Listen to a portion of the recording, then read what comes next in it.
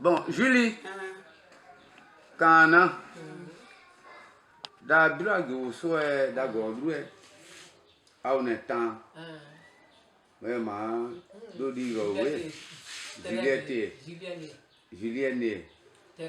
Thérèse ao ne da grongi bu on est non strazon ouais on pour le président de la République hier ao ne wen pour non de aboano dade do boglu e de na e babo e Kawano no so e. yeah Je sens so mo si ono de. yeah Mo nya wan du le faisait na da kan so ma ne po. Ah me ma de ri mo. Ah, no di po no del. Paul a Do way. I'll say. Po no. O ma so on na e ba de. Po no na e ba de. Na e ba no e kan ko di e. Wa je no wa da diri. Wa bo aju no bo ti da. Wa bo kwa ni e. Wa no ko jai wa po ko jai. Wa muwe wa nyo ble po no. Wa po. Po no bo no to da wo jo wo ku be bo gba o. Wa ka ba no ku. Bo ka ba ko bo gba no yo no. De sen di. Bo aju mu bo bla du. Bo aju mu bo bla du ne. Wa bo no sa pai. Wa you know, you know do wo bla du no wo do no bo ku pi ko yai. Ma so bo sa pai pa. Sa bro ja. Wo bla bla. Wa no po. Wa no po ya po. Wa no po ya po ka. Bo ya po. Ma ju bla du ma po ya po. Nsiai so nsiai. Wa no me. Zuka de ana we no. Do po kwa ni ana de aje. Wa bo aju e Maria se chen. De aje kan so abon pa o. Ati e no. A bla du e ba bla du a de sai pa e.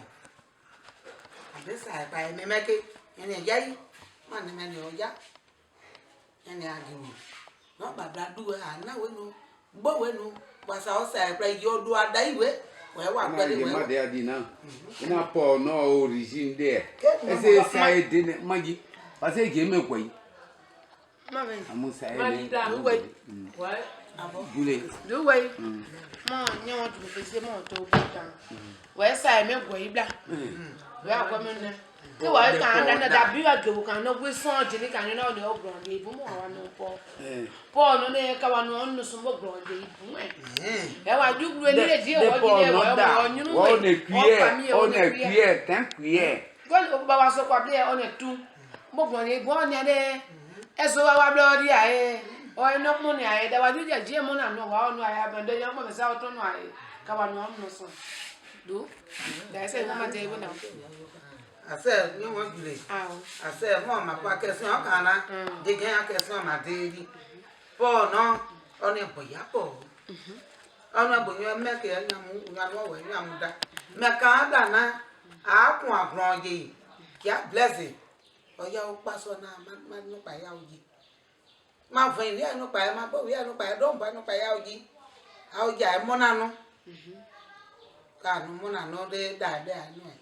Don't put in a bow in one in a room. Ya, when you are not, you are no point.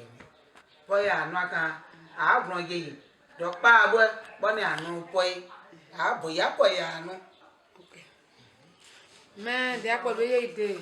Moi je le faisais ma dia avec toujours. Mais wa du mon dia de. Ouais moi yo ouais wa je wa dia wa ne wa ni dia go sema. Mais pas ya onu sema de bo ya ko ya onu. Mona ko me da wa dia wa e me ja wa mona onu me bien. Bien. O pa e ku di me do e mo. Bien. Ke po na wa no de mo ju le na da e be yon son ke yo no. Jo son bo won kan bo e po no mo de bo po yo no. No. Ko son pe. Peli. I'll say. si ma gueule Mani me ki ga tere. le plus à Bango, et qui a plus à Gou, maintenant le plus à Gou, des gardes qui a Très bien. mais pour non, Pour Mano da Bila. pour maintenant la plus à Gou d'Anna. Yo nous so des années au moins on blague nos pas d'abord. Très bien. On m'a dit, bien moi ouais, à quoi do nous moi so, on doit notre wadi. Mais quand on a ouais, aïe yanniena. Tu m'as donné na, moi pour non, moi j'ai souhaité vous non. Boye dibidimu, bonyo mo ka boni, ben meda, boyo mo, on a pour no ouais, gayayo ayaya opa. Wa down, wa mamu debani. Boye boye ye, na madu apa anya opa deba, do oka. Boye zaide, inyo, bo mo bon boye inyo, on a do de ma me. So come on man. Même à d'autres des années noires, on m'a oublié pour monter. On m'a oublié pas de la plus à pour non, voilà. Mais à son nouveau coup, il y a un salut. Il y a plaisir de m'avoir voir, on dit de moi.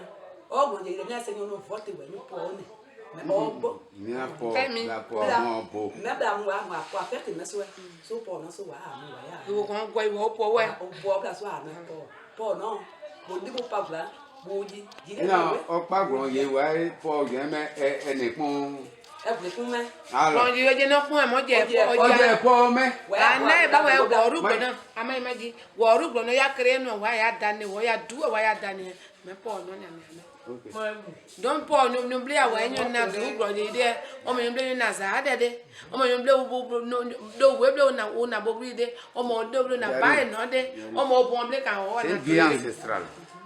Depuis le temps jadis de nos ancêtres les guerriers, ceux qui sont les patriarches de cette de nos cultures, ouais, la valeur, ouais. Quand un chef coutumier, un chef guerrier, il a invité soit quelque part toutes les mamans, les femmes du village à leur tête, la vieille qu'on vénère, c'est elle qui a ce port en main, qui dit je viens vers vous, vous qui êtes là-bas, mes parents, je suis debout avec mon chef du village, ou bien mon chef de tribu, mon chef canton. Nous aujourd'hui, les ouais de tel département, de telle région, de tel village, je suis votre maman. Avec mon porc, je vous apporte à manger. C'est la cuillère.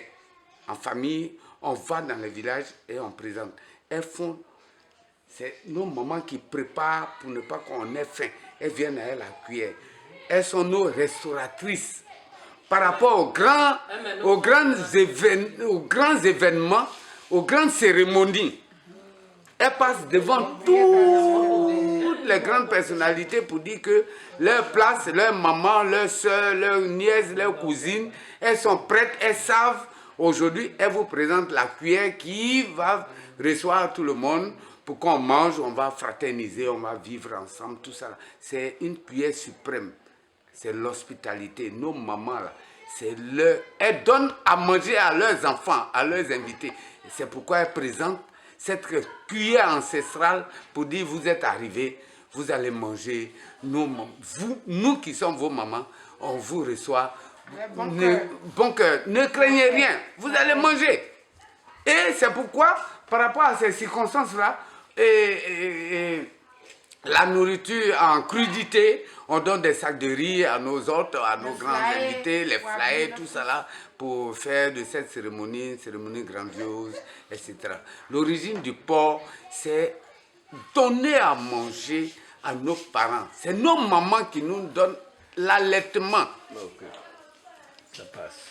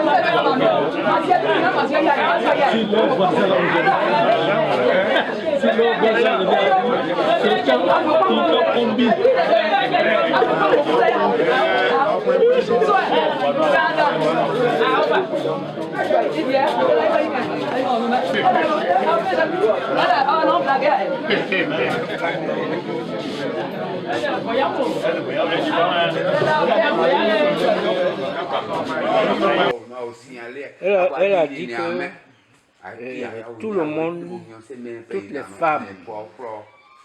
les femmes ne peuvent pas faire ça. Quels sont les critères? C'est quel genre de femme? Quels sont les critères? Parce que toutes les femmes ne portent pas ce corps. Aujourd'hui, personnellement, à Dogo, madame a qui vient me donner un pain. Cette bière-là, elle a une particularité. Elle est faite en bois. Voilà. Elle n'est pas en métal. Voilà. Elle est faite en bois. Ok. Bon. Alors, la cuillère est faite en bois, pas en métal. Oui. Donc, elle Origine a africaine. une signification. C'est sculpté par un spécialiste. C'est pas n'importe quel sculpteur aussi qui le fait. Alors, les critères pour enfin, le genre de femme, le genre de femme initiée à faire ça, comme elle par exemple, comment elles ont été choisies pour faire ça? Le porc existe depuis le temps primitif. Nos 4e, 5e, 6e génération. Ce n'est pas une nomination, ces femmes ne sont pas nommées. On parle de génération en génération.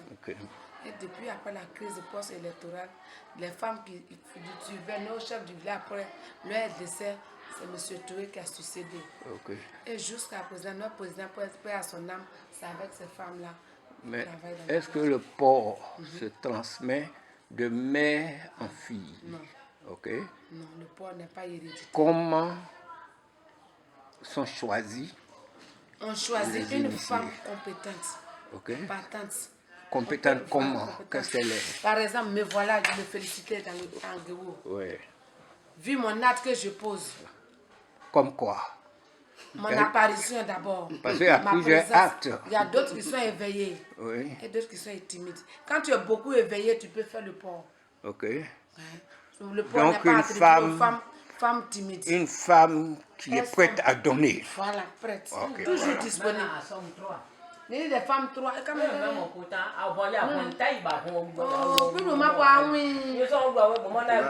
femmes trois, là, elles sont tout le temps prêtes. Dès qu'elles apprennent qu'il y a un mouvement à Gemo, elles sont déjà éveillées. Vous voyez? Les femmes là, une fois qu'on dit mouvement, une fois qu'on parle de Gemo, surtout Gaudrou, on dit Gaudrou d'abord, elles sont déjà réveillées. Vu leurs occupations, le temps, malgré leur malaise, leur état de santé.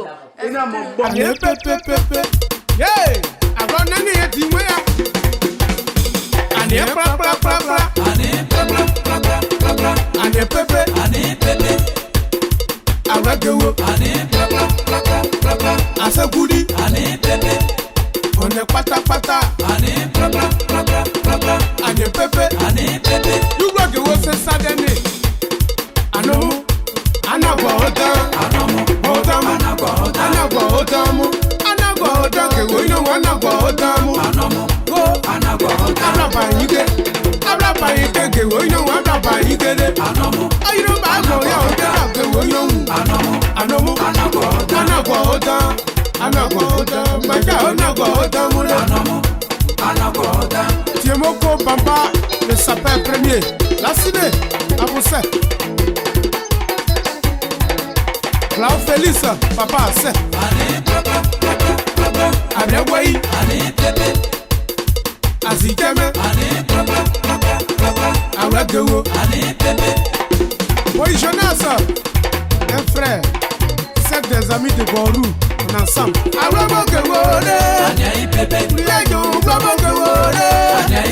Anu Gwabokewode, Yaiki Gwabokewode, Yadeno Gwabokewode, Reke Anabodamu, Oloneka ni Gwabokewode, Romeo Gwabokewode,